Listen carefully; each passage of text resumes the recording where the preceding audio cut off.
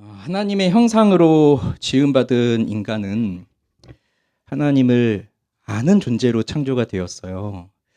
그래서 하나님을 알고 또 하나님의 뜻을 깨닫고 그리고 하나님의 마음을 알고 그래서 하나님을 사랑하고 하나님이 명하신 것을 알기 때문에 그것을 행하기를 기뻐하고 자신의 의지를 가지고 하나님의 뜻을 행하고 그렇게 살도록 하나님이 창조하신 겁니다. 그래서 강제로 억지로 난 이거 하고 싶지 않은데 하나님의 뜻을 하는 것이 아니라 기쁨으로 하도록 그렇게 하셨어요. 그래서 인격적인 순종을 하도록 그걸 하나님이 기뻐하신 겁니다. 그래서 이것을 자유의지를 주셨다고 하죠. 억지로 하는 게 아니라 인간에게 주신 그 자유로운 의지를 가지고 하나님 앞에 선을 행할 수 있도록 그렇게 만들어 주셨어요. 그런데 이 자유는 인간으로 하여금 하나님을 떠나도록 이끌기도 했습니다. 그래서 선악과를 따먹은 것도 인간이 그런 존재이기 때문에 따먹은 거죠. 그런데 그 결과는 자유가 사라지고 노예의 삶을 살게 됩니다. 이제 죄의 지배 아래 놓여서 사는 노예의 삶을 살 수밖에 없어요. 그래서 하나님이 창조하신 이 모든 세계를 하나님의 뜻에 맞게 다스려야 했지만 오히려 사람들이 번성하면 번성할수록 이 땅에 충만하면 충만해져 갈수록 하나님의 뜻과 반대되는 죄악됨으로 세상을 다스려가게 되었습니다. 거룩하신 하나님이 이것을 그냥 내버려 두실 수가 있으실까요? 그래서 하나님은 내가 창조한 사람을 지면에서 쓸어버리되 사람으로부터 가축과 기는 것과 공중의 새까지 그리하겠다. 그렇게 말씀을 하시죠. 그리고는 홍수로 모든 생물을 지면에서 쓸어버리십니다. 어떻게 하나님이, 사랑의 하나님이 그렇게 하실 수 있느냐? 질문을 하는 사람도 많고, 사람은 죄를 지었으니 그 죄를 범한 인간은 죽어 마땅하다 하지만 그 다른 동물들은 무슨 죄가 있어서 거기서 죽냐? 이렇게 생각하는 사람들도 있어요. 근데 오늘 이 시간은 그걸 논할 시간은 아니고요. 다만 이것을 알아두면 좋겠는데 하나님의 심판은 이 홍수로 지면에서 모든 생명체들을 쓸어버리시는 이 심판도 그냥 세상 자체를 끝장내 버리실 목적으로 하셨다는 건 아니라는 거. 이걸 알고 가시면 좋겠습니다. 모든 것을 끝장내실 것이 목적이었다면 창세기 8장은 없어요. 그냥 6장, 7장에서 끝났으면 됩니다. 그렇게 홍수로 다 쓸어버리시면 돼요. 그런데 왜 8장을 이렇게 주실까요? 이 8장의 내용은 뭘까요? 새로운 구원이 여기서 나오고 있습니다. 새로운 시작이 하나님을 통해서 약속되고 있기 때문에 8장이 또 주어져요. 자, 6장 오늘 새벽에 보았듯이 사람의 죄악이 가득하고요. 그 다음에 노아에게 방주를 만들 것을 명하셨고 노아는 그대로 순종합니다. 7장에 가면 홍수로 심판하시는 내용이 나오고 그래서 물이 땅에 더욱 넘쳐서 이 세상에 이 땅 가운데 있는 높은 산이 다 물에 잠기고 땅 위에 움직이는 모든 생물은 다 죽습니다. 그런데 노아와 함께 그 방주에 들어간 자들과 그 생명체들만 살게 되는 거죠. 그러면서 물이 150일 동안 땅에 넘쳤다고 하면서 7장이 마치고 8장이 시작됩니다. 8장 한번 볼까요? 자, 1절 같이 읽어봅니다. 하나님이 노아와 그와 함께 방주에 있는 모든 들짐승과 가축을 기억하사 하나님이 바람을 땅 위에 불게 하심에 물이 줄어들었고.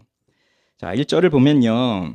히브리어 성경으로 보면 제일 앞에 나오는 단어가 기억하시다예요. 기억하다, 기억하다. 자카르라고 하는 기억하다는 말이 제일 먼저 나옵니다. 누가 기억해요? 하나님이 기억을 하십니다. 누구를? 무엇을? 노아와 그와 함께 방주에 있는 모든 들짐승과 가축을 기억하셨다. 이게 이제 제일 앞에 나와요. 그리고 이 기억했다는 건 이제 생각을 한다는 겁니다. 설명 길게 드리지 않을게요. 일단 뒤에서 또 말씀드릴게요. 그리고 하나님이 바람을 땅 위에 불게 하심에 라고 나오는데 이 바람은 루아하크입니다. 이 루아하크는 참 다양한 뜻으로 해석이 돼요. 그냥 일반적으로 치면 바람이 됩니다. 이렇게 부는 바람. 그런데 이게 사람하고 연결을 시키면 사람의 영혼이 되기도 해요. 근데 또 하나님과 연관을 시키면 하나님의 영, 성령을 가리키기도 해요.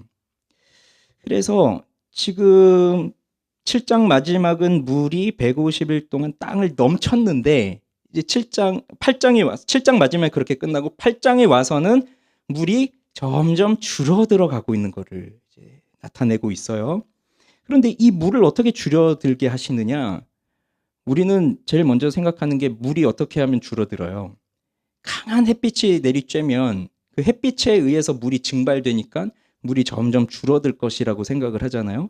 그런데 하나님은 강한 햇빛을 비침으로써 물이 점점 줄었다고 하지 않으시고 바람을 불게 하시면서 이 땅 위에 바람을 불게 하시면서 물이 줄어들게 하십니다. 그런데 이 바람이라고 하는 루아크를 하나님의 영으로 생각한다면 이건 하나님께서 직접 이 물을 말려가고 계시다는 거예요. 그러니 그냥 바람이라고 생각되진 않아요. 하나님께서 직접 이 일을 하고 계신 겁니다. 창세기 1장에도 보면 태초에 하나님이 천지를 창조하시죠. 그 다음에 2절에 나오는 게 땅이 혼돈하고 공허하고 흑암이 깊음 위에 있는데 하나님의 영은 수면 위에 운행하시니라 하고 있을 때 그 하나님의 영이라고 나온 말이 루하크예요. 그래서 하나님의 영이 그 수면 위에 있는데 마치 그 새가 날개 아래로 자기 새끼를 감싸듯이 그렇게 하나님의 영이 그 수면을 이렇게 덮고 계시는데 그런 걸 생각해 보시면 될 것 같아요. 그렇게 하나님이 이 가득 찬 물을 덮고 계시다. 그러면서 그 물을 점점 내려가게 하신다. 이 나중에 일어난 일이지만 이거보다 더 우리에게 잘 알려져 있는 것이 있습니다. 홍해. 홍해가 어떻게 갈라졌죠? 그냥 홍해가 갈라졌다고 생각을 하시죠? 근데 더 자세히 보면 하나님이 동풍을 부셨다고 해요. 근데 그 동풍, 그 바람도 루하크예요. 그래서 하나님의 영이 계속해서 그 밤새도록 물을 물러가게 하셔서 그 바람을 통해서 물을 물러가게 하셔서 물이 갈라져서 바다가 마른 땅이 되었다. 그게 출애굽기에 나오는 홍해를 건너갈 때입니다. 하나님의 영이 하셨다는 거죠. 여기도 마찬가지예요. 물은 심판이었잖아요. 그 심판을 점점 이제 줄어들게 하고 있는 거죠. 그래서 2절에 보니까 기품의 샘과 하늘의 창문이 닫히고 하늘에서 비가 그치매. 자, 이건 7장 11절의 말씀. 7장 11절은 이렇게 나와요. 큰 기품의 샘들이 터지며 하늘의 창문들이 열려 40주야를 비가 땅에 쏟아졌는데 이렇게 했는데 이제 여기 와서는 그 기품의 샘과 하늘의 창문이 닫혀버립니다. 비도 그칩니다. 그러면서 물이 물러간다. 이게 반복적으로 나와요. 물이 물러간다. 물이 줄어든다. 반복적으로. 근데 이게 한 번에 물이 줄어든 게 아니라 보세요. 3절. 물이 땅에서 물러가고 점점 물러가서 150일 후에 줄어들고 일곱째 달 곧 그 달 열일의 날에 방주가 아라랏산에 머물렀으며 이 홍수 시작이 노아가 600세 되던 해 그 둘째 달 17일 날 홍수가 시작이 됐어요. 그런데 일곱째 달 17일에 방주가 아라랏산에 머뭅니다. 그 다음에 5절 물이 점점 줄어들어 열째 달 곧 그 달 초하룻날에 산들의 봉우리가 보였더라. 근데 열째 달 첫날에 이제 산이 보이기 시작해요. 봉우리가. 그 다음에 또 6절에 보니까 40일을 지나서 노아가 그 방주에 된 창문을 열고 까마귀를 내놓음에 까마귀가 물이 땅에서 마르기까지 날아 왕래하였더라. 한 번에 물이 다 마르는 게 아니라 아주 점점 물이 마르고 있고요. 또 40일을 기다렸죠. 그리고 까마귀를 내보냅니다. 여러분 이 이야기는 너무 많이 들어서 까마귀 내보내고 그 다음 또 누굴 보내죠? 비둘기를 보내죠. 그런데 글쎄요, 이 까마귀하고 비둘기를 어떻게 비교해야 될지 잘 모르겠어요. 우리 이런 얘기 많이 들었습니다. 어릴 때부터. 까마귀는 내보냈는데 돌아오지 않았고 비둘기는 내보냈는데 돌아왔고 또 내보냈는데 감람나무 잎을 물고 돌아왔고 그래서 우리는 까마귀처럼 살면 안 되고 비둘기처럼 살아야 됩니다. 까마귀 신자가 되면 안 되고 비둘기 같은 신자. 비둘기 평화. 제가 비둘기잖아요. 모르시는 분은 다 모르시는군요. 전혀 안 웃으시네. 죄송합니다. 제 이름 구자가 비둘기 구자여서. 네. 네. 그래서 홀리도브잖아요. 제 이메일이 다 홀리도브. 근데 한번 생각해 보세요. 까마귀를 날려보냈는데 돌아오지 않았어요. 까마귀 뭘 했죠? 그냥 그 물이 땅에서 마르기까지 계속 날아서 계속 왕래하고 있는 거예요. 뭐 방주로 들어온 게 아니라 계속 거기를 날아다니고 있는 거죠. 근데 8절에 보면 그가 또 비둘기를 내놓아 지면에서 물이 줄어들었는지를 알고자 하며 이렇게 나옵니다. 그러니 이것만 보고 까마귀를 닮으면 안 되고 비둘기처럼 돼야 된다. 우리 그렇게 말하기는 좀 무리가 있어요. 왜냐하면 지금 노아가 뭘 하려고 새를 내보내는 거죠? 목적이 뭐죠? 물이 줄어들었는지를 보려고 하는 거예요. 그래서 처음에 까마귀를 내보냅니다. 근데 왜 까마귀를 내보냈을까요? 우리는 까마귀하고 비둘기의 특성을 좀 생각을 하면 돼요. 여러분은 뭐 까마귀도 그렇고 비둘기도 그렇고 둘 다 별로 좋아하지 않으실 것 같아요. 까마귀 요즘에 많이 날아다니잖아요. 무섭죠? 비둘기는 뭐 바닥을 걸어 다니죠. 닭인 것처럼, 닭둘기처럼 바닥을 걸어 다니죠. 거기서 이 까마귀와 비둘기의 차이가 나오는 거예요. 까마귀가 여기 바닥을 걸어 다닙니까? 주로 저 높은 곳에 있어요. 높은 곳에서 사냥감 발견하면 달려들어서 날아와서 낚아채잖아요. 근데 까마귀는 뭐 죽은 사체까지도 먹으니까, 그래서 우리나라 문화에서는 까마귀를 별로 안 좋아하지만 뭐 일본에는 까마귀가 길조잖아요. 그런 걸 생각해 보면, 자, 처음에 비둘기를 내보낸 게 아니라 까마귀를 내보냈다는 건, 까마귀는 높은 곳에서 사는 그러니까 센 거예요. 높은 곳에서 먹이를 찾고, 그 다음에 물이 좀 있어도 굳이 돌아오지 않아도 그 왕래하면서 계속 하늘을 날면서 살 수 있는, 생존할 수 있는 동물이 까마귀였던 거고, 비둘기는 어떻죠? 우리가 보는 비둘기 이렇게 바닥에서 걸어 다니는 것처럼 비둘기는 낮은 곳에서 있는 거예요. 그런데 또 비둘기는 귀소 본능이 있어서 보내면 또 돌아오는 또 이 본능이 또 있잖아요. 돌아오는 거예요. 그러니 까마귀는 돌아오지 않아서 충성스럽지 않고 비둘기는 돌아와서 충성스럽다라고 한다면 마지막에 비둘기도 안 돌아오거든요. 그러니 이렇게 성립될 수가 없죠. 어쨌든 까마귀를 보내고 비둘기를 보낸 건 물이 줄었는지를 알아보기 위함인 겁니다. 아, 까마귀가 날아다니네. 그런데 비둘기를 보냈는데 돌아왔어요, 비둘기는? 아, 그럼 비둘기가 살 만큼은 물이 완전히 내려간 건 아니구나. 근데 이제 비둘기가 잎을 물어왔어요. 아, 이런 잎이 날 정도로 이제 물이 빠졌구나. 그러니까 까마귀는 저 더 높은 큰 나무에 살 수 있는 거고. 근데 돌아오지 않았어요, 비둘기가? 아, 그러면 물이 빠졌구나. 이걸 알아보려고 한 거였어요. 그래서 9절에 보니까 온 지면에 물이 있으므로 비둘기가 발붙일 곳을 찾지 못하고 방주로 돌아와 그에게로 오는지라. 그가 손을 내밀어 방주한 자기에게로 받아들이고 또 7일을 기다려 다시 비둘기를 방주에서 내놓음에 저녁 때에 비둘기가 그에게로 돌아왔는데 그 입에 감람나무 새 잎사귀가 있는지라. 이에 노아가 땅에 물이 줄어든 줄을 알았으며 또 7일을 기다렸어요. 또 기다렸어요. 또 7일을 기다려 비둘기를 내놓음에 다시는 그에게로 돌아오지 아니하였더라. 자, 그래서 이제 물이 빠졌구나 이런 걸 알 수 있는 거죠. 자, 그다음 13절. 601년 첫째 달 곧 그 달 초하룻 날에 땅 위에서 물이 거친지라. 그러니 601년 첫째 달 1일 물이 드디어 이제 거쳤습니다. 노아가 방주 뚜껑을 제치고 보았습니다. 지면에서 물이 거쳤습니다. 그다음 14절 둘째 달 21의 날에 땅이 말랐더라. 그러니 600년 둘째 달 17일이었죠. 그때 홍수가 시작됐는데 이제 1년이 지난 겁니다. 601년 둘째 달 27일 땅이 다 말랐어요. 그러면서 15절 하나님이 노아에게 말씀하여 이르시되 너는 내 아내와 내 아들들과 내 며느리들과 함께 방주에서 나오고 너와 함께한 모든 혈육 있는 생물 곧 새와 가축과 땅에 기는 모든 것을 다 이끌어내라. 이것들이 땅에서 생육하고 땅에서 번성하리라 하시매 노아가 그 아들들과 그의 아내와 그 며느리들과 함께 나왔고 땅 위의 동물 곧 모든 짐승과 모든 기는 것과 모든 새도 그 종류대로 방주에서 나왔더라. 여기 뭐가 눈에 띄십니까?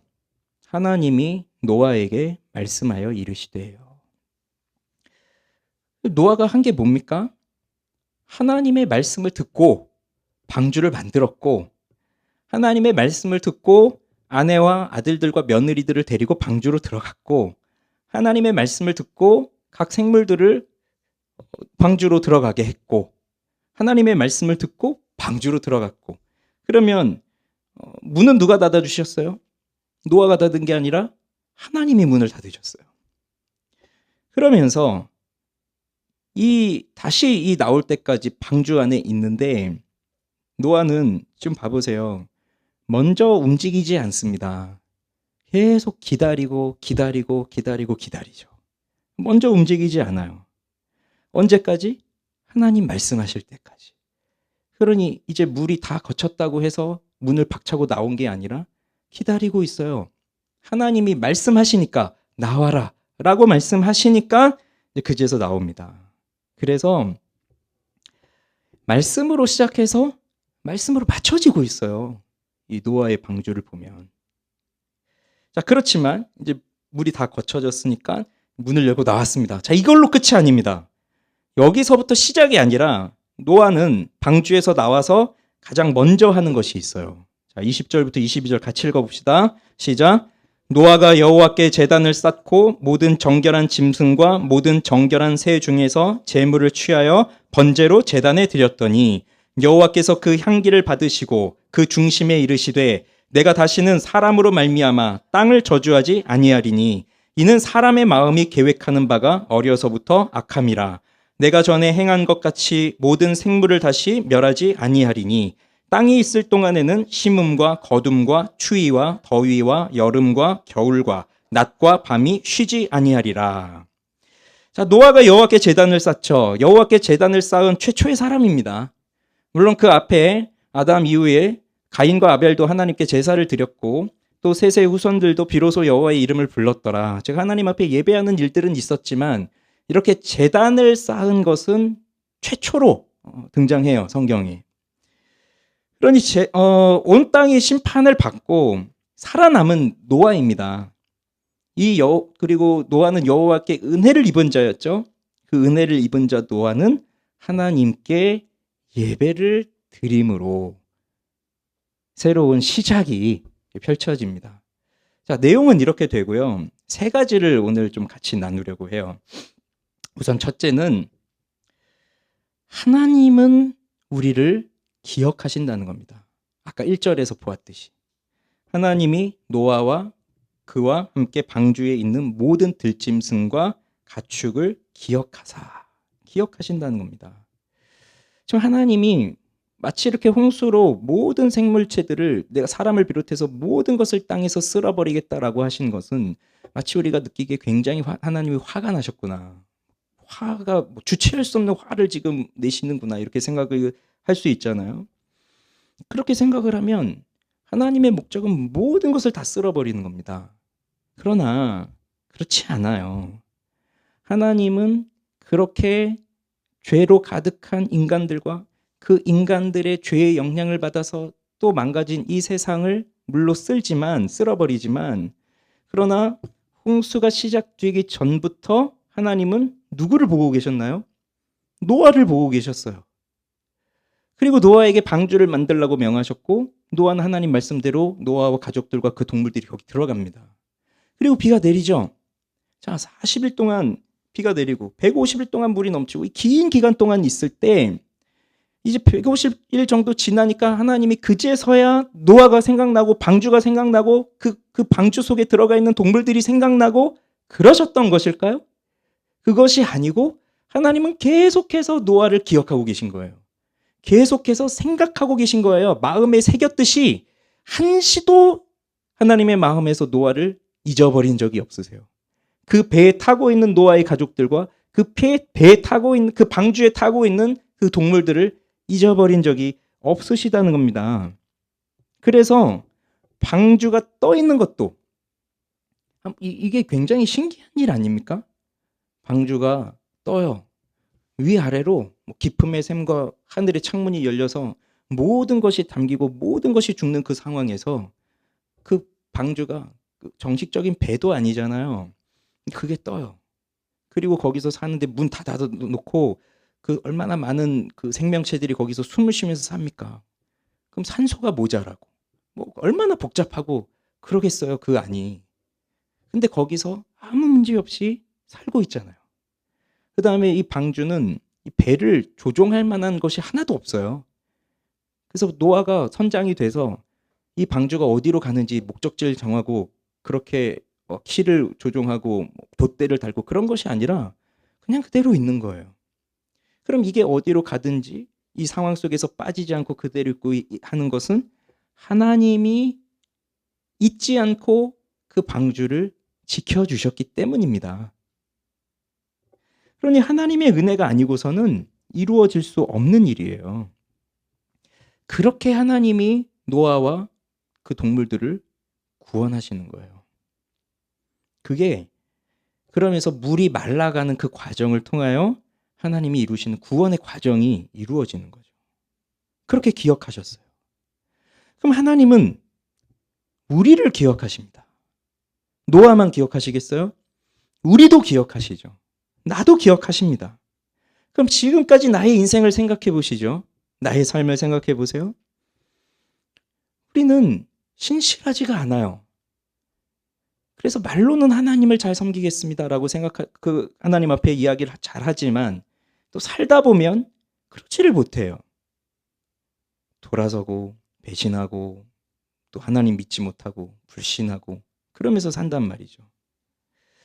이게 우리의 삶의 특징인데 그럼에도 하나님은 우리를 기억하고 계신다. 이걸 우리는 잊으면 안 됩니다. 그런데 우리는 자꾸 이걸 잊어버려요.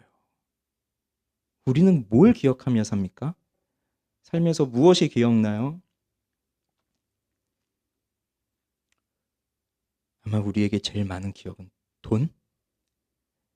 돈과 관련된 건 잊어버리기도 쉽지 않아요? 기억하려고 해서 기억나는 게 아니라 그냥 박혀버리죠. 나에게 괴로움을 주었던 사람? 이런 것도 기억하려고 하지 않아도 기억에 남아요. 그 사람이 나에게 상처를 주었던 말? 그러면 그 말 한마디 한마디가 그때의 상황과 맞물려서 그 목소리까지 다 기억에 나고 있어요. 그게 우리들 아닙니까? 우리의 기억은 그런 거잖아요. 그런데 그런 건 잘도 기억하면서 하나님의 말씀은 기억을 못해요. 하나님 말씀을 잘 기억해야지.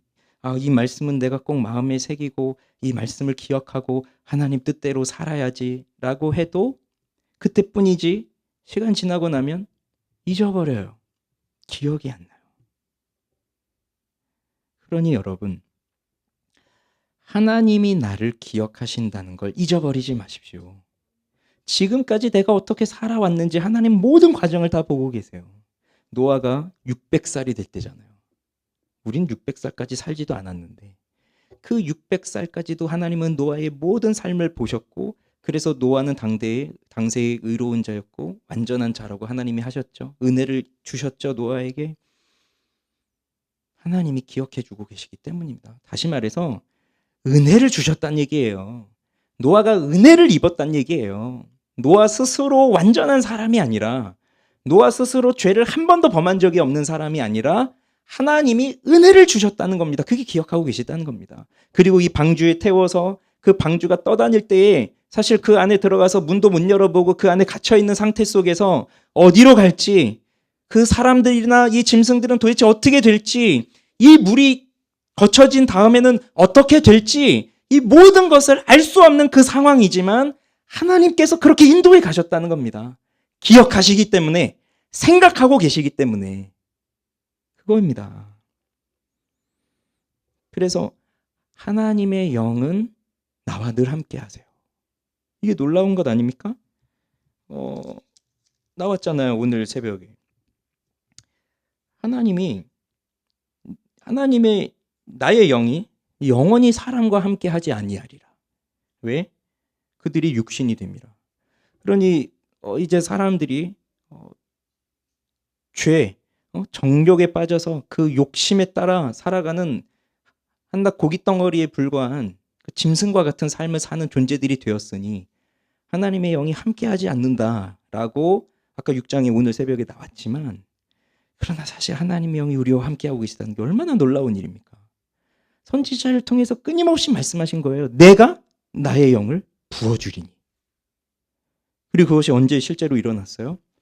예수님 죽으시고 부활하시고 오순절 성령 강림 때 그 제자들에게 성령이 임하였잖아요. 그리고 베드로가 나서서 하는 말이 하나님이 내가 나의 영을 내 남종과 여종들에게 부어주리니. 그 나오잖아요. 그러니 하나님이 나와 함께 하신다. 그것을 약속하셨고, 그리고 지금도 그렇게 하나님이 하고 계세요. 그러니 잊어버리지 마세요. 하나님이 나를 기억하고 계시니 나도 하나님을 기억하기를 바랍니다. 두 번째는 하나님의 말씀을 기다리라는 겁니다. 노아가 하나님의 말씀으로 시작하고 말씀으로 마쳐요. 이 노아의 홍수를 보면. 그래서 우리는 자꾸 이 말씀을 앞서갈 때가 있거든요. 방주를 지으라고 말씀하셨어요. 근데 이유를 모르겠어요. 왜 그런지. 그러면 자꾸 우리는 물어보려고 하죠. 도대체 뭡니까? 이게 무슨 뜻입니까? 그래도 이렇게 하는 게 맞을까요? 이거 제 생각이 아닌 것 같습니다. 계속 이렇게 물어보죠. 그래서 그래도 어쨌든 명하신 대로 했다고 쳐요. 그리고 정말 물이 터지고 홍수가 났어요. 그 다음 어떻게 할까요? 여기 있는 거 너무 답답해 죽겠는데 이제 나가면 될까요? 제가 한번 문 열고 나가볼까요? 나가서 제가 한번 살아볼까요? 자꾸 우리는 그렇게 하려고 하는 습성을 가지고 있어요. 그런데 오늘 이 8장에 보면 계속해서 반복되어 나오는 게 기다리고 또 기다리는 거예요. 언제까지? 하나님의 말씀이 있을 때까지. 그러니 우리는 그냥 왔다 갔다 하는 신앙을 가지고 있어서는 안 되고요. 교회만 열심히 다녀서 되는 것도 아니고 하나님의 말씀을 들어야 돼요. 그리고 그걸 듣고 그게 무슨 뜻인지를 묵상하고 그리고 그 말씀대로 행하는 사람이 되어야 되죠. 노아의 훌륭한 점 중에 하나가 여호와께서 명하신 대로 다 준행하였더라. 이게 한 번이 아니라 2번 나옵니다. 2번. 6장 22절과 7장 5절에. 하나님이 그걸 강조하고 있는 거예요. 우리에게 가르쳐주고 있어요. 노아는 하나님이 자기에게 명하신 대로 다 준행했다. 말씀을 듣고 행한 사람입니다. 그럼 우리는 하나님의 말씀을 얼마나 많이 듣습니까? 그러면 그 말씀대로 행하는 사람이 되어야죠. 그래서 기다리세요. 하나님이 나를 기억하고 계시니 그냥 나를 버려두지 않으신다. 지금은 말씀이 없는 것처럼 느껴질 때도 있고 마치 하나님이 나를 버려둔 것 같은 그러한 느낌을 가지고 있을 때도 있지만 하나님은 나와 함께 하시며 말씀하신다. 하나님은 언제나 나에게 말씀하시는 분이시다. 문제는 내가 못 듣고 있는 것이다. 그러니 내 마음을 열어주시고 내 귀를 열어주셔서 듣게 해주십시오. 그리고 깨닫게 해주십시오. 그리고 행하게 해주십시오. 그거였어요. 말씀대로. 말씀을 기다리는 우리가 되기를 바랍니다. 마지막 세 번째는요. 심판의 마지막과 그 새로운 시작은 예배를 통해서 이루어지고 있어요. 그래서 아까 제단을 쌓았다는 거 잠깐 이제 언급을 해드렸는데 좀 더 이제 그 부분을 생각해 보겠습니다. 제단을 쌓고 번제를 드립니다. 번제는 태워 드리는 거거든요. 아직 그 정확한 제사법에 대해서는 나오지 않아요. 그 레위기에 나오니까. 그런데 노아는 어쨌든 하나님 앞에 제단을 쌓고 제물을 태워 드립니다. 그럼 뭘 제물로 드렸나요? 무엇으로 제사를 드렸어요? 오늘 보니까 무엇으로 제물을 드렸어요? 20절에 무엇으로? 모든 정결한 짐승과 모든 정결한 새 중에서 제물을 취하여 번제로 제단에 드렸다. 그러면 여기서 하나의 의문이 풀려요.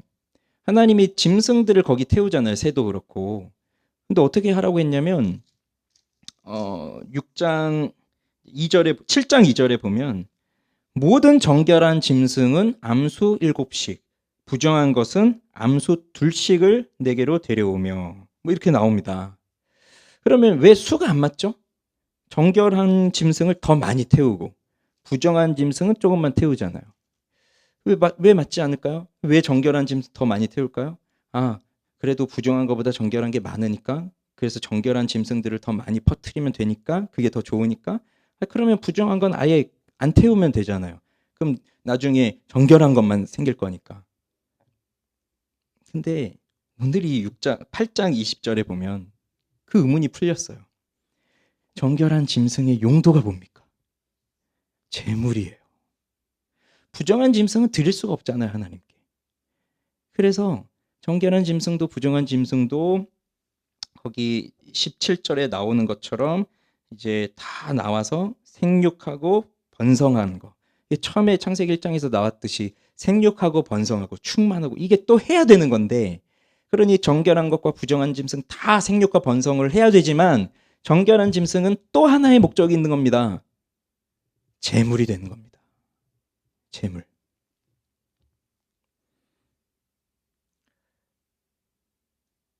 그래서 인간들을 위해 필요했던 거예요. 인간들을. 우리들. 그런데 또 하나의 질문. 그럼 왜 부정한 것을 태우실까? 부정한 짐승들을. 그냥 이참에 쓸어버리는 거. 부정한 것은 쓸어버리고 정결한 것만 태우면 좋잖아요. 근데 사실 이 정결함과 부정함의 기준은 뭔지 잘 모르겠어요. 나중에 레위기에 보면 정결한 짐승, 부정한 짐승 나오고 그것은 먹어라 먹지 말아라 접촉하지 마라 이렇게 나오지만 그 기준이 정확히 뭔지는 아직도 몰라요. 하나님 그렇게 정하신 것일 뿐이에요. 아직 그런 율법적 기준은 없지만 근데 부정한 걸 왜 태웠을까요? 근데 다시 한번 생각해 보세요. 이 방주에 들어와 있는 숨을 쉬고 호흡을 하는 그 모든 생명을 가진 것들 중에 가장 부정한 건 누구일까요? 가장 부정한 존재가 누구일까요? 사람입니다. 사람이에요. 다른 동식물, 동물들이 무슨 죄를 범합니까? 인간의 죄로 인해서 그 죄의 영향을 받고 저주를 받았을 뿐이지. 하나님을 향하여 적극적으로 대항하고 대적하고 하나님의 뜻에 거스려서 사는 존재는 인간이었단 말이에요. 그러면 그 방주에 탄 가장 부정적 존재는 노아였고 그 노아의 가족들이었습니다. 왜 태우셨나요? 노아를, 그 가족들을? 하나님의 형상이기 때문에 하나님은 그들을 구원하시기 위해서 태우신 겁니다. 그것이 바로 하나님의 구원의 방법이에요.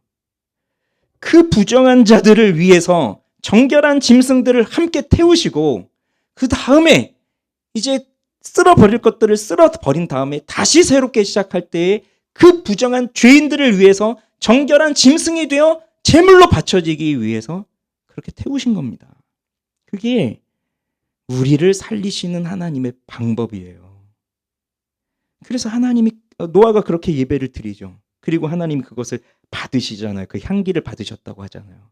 그러면서 하나님이 하시는 말씀이 뭐냐면 21절에 이렇게 말씀하시는데 여호와께서 그 향기를 받으시고 그 중심에 이르시되 내가 다시는 사람으로 말미암아 땅을 저주하지 아니하리니. 이제는 다시는 사람으로 말미암아서 땅을 저주하지 않겠다. 이유를 말씀하세요. 이유. 왜냐하면 사람의 마음이 계획하는 바가 어려서부터 악하기 때문이다. 이거 앞뒤가 안 맞지 않습니까? 나는 다시는 사람으로 인해서 땅을 심판하지 않겠다. 왜? 사람이 이제 선하게 되었으니까. 이 심판 후에 방주에서 나온 사람이 정결해졌으니까. 이제 다시는 사람으로 심판하지 않을 거야. 이래야 뭐가 앞뒤가 맞잖아요. 그런데 사람으로 다시는 심판하지 않겠다라고 했는데 이유는 사람은 어려서부터 생각하는 것이 악하기 때문이다. 이거 어디서 나왔습니까? 앞에서 이미 나왔던 말씀이에요. 앞에서 6장에서. 사람이 그렇게 나면서부터 계획하는 바가 다 악하고 마음이 악하기 때문에 홍수를 심판하겠다. 그것이 나왔는데 홍수가 끝난 후에도 사람은 어떤 존재예요? 악한 존재예요. 나면서부터. 그런 여기서 우리에게 가르쳐주는 교훈이 뭡니까?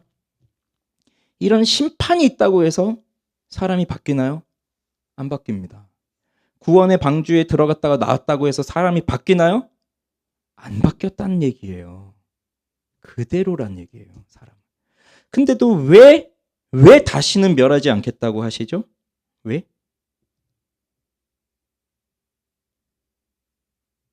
다시 멸하시지 않아도 될 하나님의 방법이 있었기 때문이에요. 정결한 짐승, 정결한 제물. 누구십니까? 예수 그리스도예요. 그러니 아무리 무서운 심판이 있어서 다 죽고 나 혼자 살아남았어도 그 구원의 방주의 은혜로 내가 그 한번 타가지고 그 시간이 흐르고 내가 살아서 나왔다 할지라도 사람은 바뀌지 않습니다. 바뀌었다면 우리는 진작에 바뀌었을 겁니다. 그러면 어떻게 바뀝니까? 우리의 정결한 제물이신 예수를 만나야만 바뀌는 거예요. 노아를 통해서는 일반적 은총이 주어진 겁니다. 노아 언약인데 노아 언약은 일반 은총의 언약이에요. 그래서 마지막에 나오는 심음과 거둠과 추위와 더위와 여름과 겨울과 낮과 밤이 쉬지 않는다. 이때부터 계절의 변화, 뭐 심음과 거둠, 뭐 이런 일반적 은총들, 이것은 뭐 노아뿐만 아니라 하나님을 잘 섬기는 사람들뿐만 아니라 모든 자연계, 모든 인류들에게 공통적으로 주어지는 복이고 다시는 벌하지 않겠다. 그래서 무지개를 띄워주시면서 그 약속의 증표를 보여주시잖아요. 그렇지만 그 노아와의 언약 여기도 처음으로 이제 이 언약이라는 말이 등장합니다. 그런데 이 노아와의 언약은 그저 일반 은총적으로 심판하지 않겠다라는 것이 주어지지만 사실 또 무슨 심판이 주어지나요? 나중에 최후의 심판이 있잖아요. 요한계시록에 보면. 그런데 그 최후의 심판이 있을지라도 그 심판을 받지 않을 사람들이 있는데 그들이 바로 예수를 만난 사람들입니다. 그러니 노아의 약속은 그저 일반 은총적 차원의 약속이라고 한다면, 그 언약이라고 한다면, 예수를 만난 우리는 예수를 통해 특별한 구원의 약속을 받은 사람들이에요. 그게 달라진 겁니다. 그게 바뀐 겁니다. 그래서 노아가 나왔어요. 정결한 제물을 하나님 앞에 태워드리면서 헌신을 다짐하면서 하나님 앞에 예배를 올려드립니다. 그러면서 예배는 뭔가요? 부정한 자기 자신. 내가 얼마나 부정하냐면 이 모든 세상을 다 홍수로 쓸어버릴 정도로 그렇게 악한 자가 바로 나인데, 예? 다른 사람 때문에 저렇게 물로 다 쓰러진 게 아니라 내 죄 때문에 저렇게 다른 이들이 저렇게 물로 심판을 받았는데 나는 겨우 살았습니다. 하나님 은혜로. 그러면 여기서 내가 살았으니 아이고 나 이제 잘 살아볼게요. 그렇게 시작되는 게 아니라, 그렇게 시작하는 것이 아니라 여전히 부정한 나를 위해서 정결한 짐승이 죽임을 당함으로써 내가 하나님 앞에 나아가는 그 예배가 여기서 시작이 되는 거예요. 그러니 예배는 무엇입니까? 부정한 나를 대신하여 정결한 자가 죽는 자리가 예배예요. 그래서 나중에 제사가 더 정확하게 제사법이 주어지고, 그러면 그 번제를 드릴 때 짐승을 데리고 나아오는데 그 죄 없는 그 제물을, 죄 있는 나를 대신하여 죽는 그 제물을 누가 죽이나요? 누가 죽인다고 말씀드렸어요? 내가. 제사장이 해주는 게 아니에요. 내가 직접 죽이는 거예요. 그럼 내가 그 살아있는 그 양을 내가 직접 죽일 때 그때 뭘 깨달아야 되는 겁니까? 내가 이렇게 죽어야 되는 건데 얘가 대신 죽는구나. 그러면서 피가 나고, 그리고 가죽을 다 벗기고 내장을 다 끄집어내고 각을 다 뜨고 그 가죽을 제외하고 모든 걸 다 불로 태워버릴 때 그 냄새 아시죠? 그 짐승의 피, 그리고 불로 태우는 냄새. 사실 이게 여호와께서 받으시는 향기롭다고 하지만 아마 우리가 그 냄새를 맡으면 그리 향기롭지 않을 거예요. 그게 예배라고요. 그러면서 나를 보는 거예요. 내가 이렇게 죽어야 되는데, 내가 이렇게 깨져야 되는데, 근데 얘가 나를 대신해서 죽음으로써 내가 사는 거구나. 그러니 예배는 날 대신하여 죽는 정결한 짐승, 그 죽음을 통해서 나의 부정함을 깨닫고 그 은혜 앞에 엎드리는 겁니다. 그래서 예배를 드리면 절대로 높아질 수가 없어요. 내가 높아질 수가 없어요. 예배를 우리가 정말 하나님 앞에 잘 드리고 있다면 나는 더 깨지고 더 깨지고 더 깨지는 거예요. 날마다 깨지는 거예요. 날마다. 아, 오늘 한번 깨졌으니까 이제 다 됐죠. 뭐 다음부터는 그냥 기쁘게. 아니요. 날마다 깨지는 거예요. 날마다. 그겁니다. 그래서 제단을 만들었다고 하잖아요. 이게 이제 공식적인 예배가 이루어졌다는 거예요. 그 다음부터 아브라함도 이제 12장부터 보면 아브라함이 나오잖아요. 아브라함도 그렇고 이제 단을 쌓아요. 이삭도 야곱도. 그러면서 나중에 이제 성막이 만들어지고 성소가 만들어지고 성전이 만들어지고 그리고 예수 그리스도가 오시는 거죠. 그거는 공식적인 예배가 이루어졌다는 거예요. 그리고 오늘 우리들이 그 자리에 나온 겁니다. 지금. 그러면 여기서 우리는 얻어야 될 게 뭔가요? 나는 부정한 자입니다. 그렇지만 나를 위해 정결한 자를 이 방주에 태우셨고 그리고 나를 위해 이 부정한 나를 위해서 그 정결한 짐승이 대신 죽임을 당했습니다. 결국 예수 그리스도가 날 위해 죽으셨습니다. 나는 예수를 십자가에 못 박아 죽인 죄인입니다. 내 죄가 그리 결코 가볍지 않습니다.